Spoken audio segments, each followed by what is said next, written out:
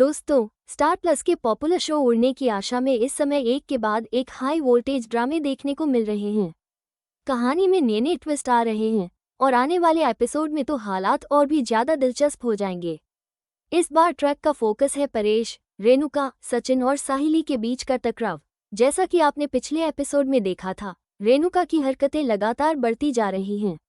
वो न सिर्फ साहिली से घर के सारे काम जबरदस्ती करवाती है, बल्कि उसके साथ बदतमीजी करने से भी पीछे नहीं हटती। अब आने वाले एपिसोड में आप देखेंगे कि रेणुका का ये रवैया एक बार फिर सबके सामने आ जाएगा और इस बार परेश भी चुप नहीं बैठेगा। एपिसोड की शुरुआत होती है सचिन के साहिली को लेकर घर लौटने से। जैसे ही सचिन साहिली के साथ घर में एंट्री करता है, परेश की नज़र साहिली पर पड़ती है। उसे देखते ही परेश का चेहरा चिंता से भर जाता है। वो जल्दी जल्दी उसके पास आता है और सवालों की झड़ी लगा देता है। साहिली, तुझे हुआ क्या है? ये सर पर पट्टी कैसे बंधी है? ये चोट कैसे लगी? उसकी आवाज में साफ साफ बेचैनी झलक रही है। लेकिन परेश अपने सवाल पूरे कर पाता उससे पहले ही रेणुका का ताना शुरू हो जाता है। वो तीखी आवाज में बोल पड़ती है, अरे वाह, अब ये सर फरवाकर कहाँ से आ गई?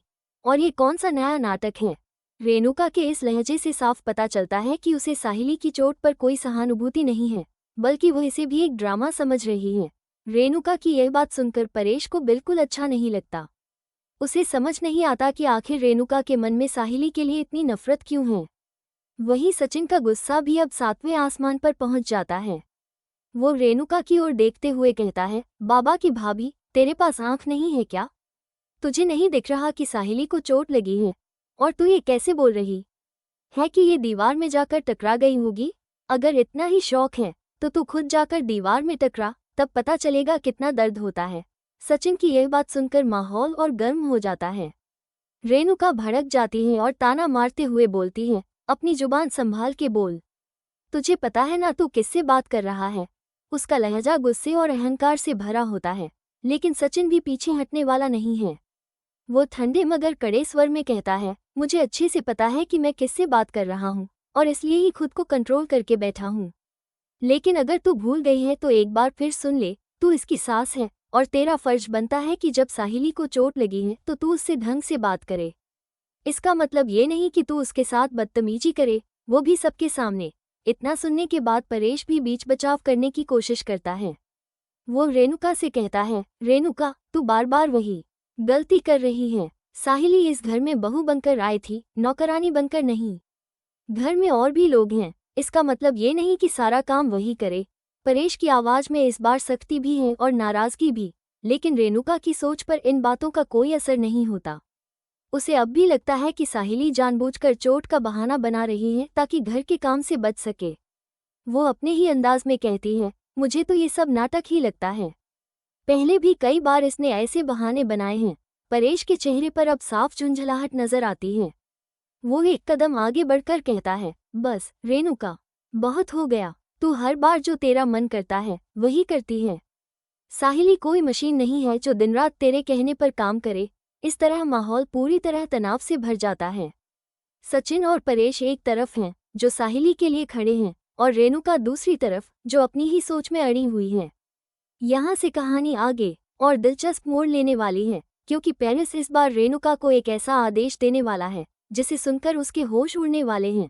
पेरिस रेणुका को सीधे शब्दों में कह देता है, आज मैं जो बोलूंगा वही होगा और तू वही करेगी। रेणुका पहले तो हैरानी से पेरिस की ओर देखती है, लेकिन उसे अंदाजा भी नहीं होता कि आगे क्या सुनने वाली है। पेरिस बोल पड़ता है, आज तू घर का सारा काम करेगी और पूरे घर वालों के लिए खाना भी बनाएगी। इतना सुनते ही रेणुका की हालत खराब हो जाती है। उसका चेहरा उतर जाता है और आंखों में चिढ़ साफ दिखने लगती है। वो गुस्से में जवाब देती है, मैं इस घर का काम क्यों करूंगी? मेरे पास 3 बहुएं हैं, तो फिर मैं ही क्यों सारा काम करूं? अगर ऐसा हुआ तो मुझे तो डूबकर मर जाना चाहिए। लेकिन पेरिस इस बार बिल्कुल भी पीछे हटने वाला नहीं था। वो सख्त लहजे में कह देता है, मुझे ये सब नहीं पता। आज से साहिली इस घर का एक भी काम नहीं करेगी।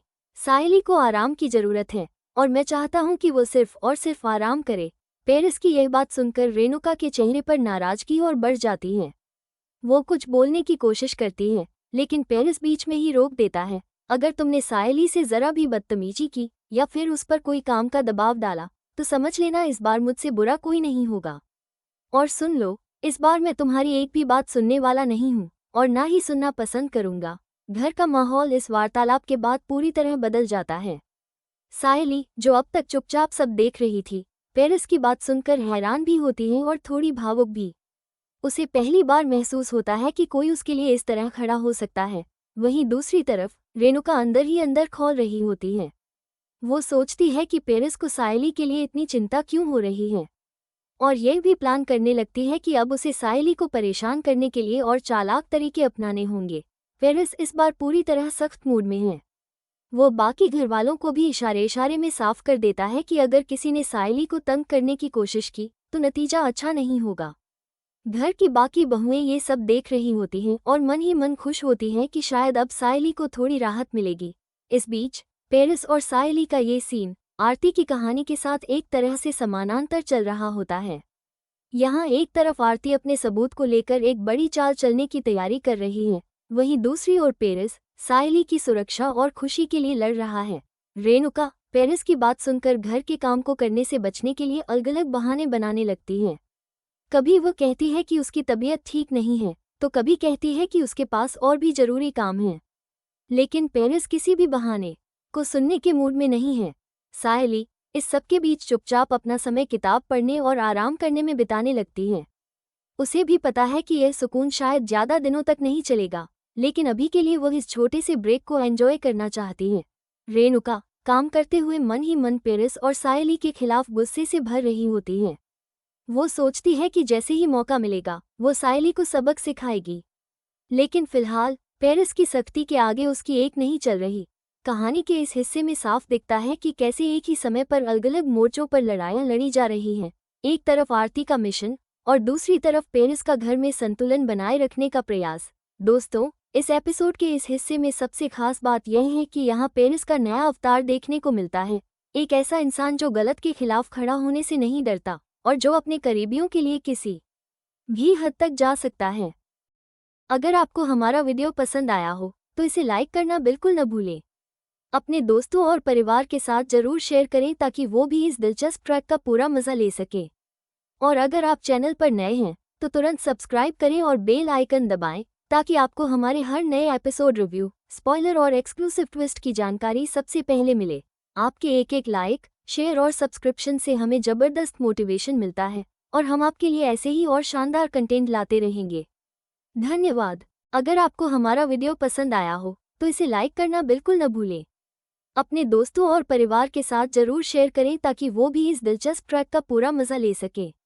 और अगर आप चैनल पर नए हैं तो तुरंत सब्सक्राइब करें और बेल आइकन दबाएं ताकि आपको हमारे हर नए एपिसोड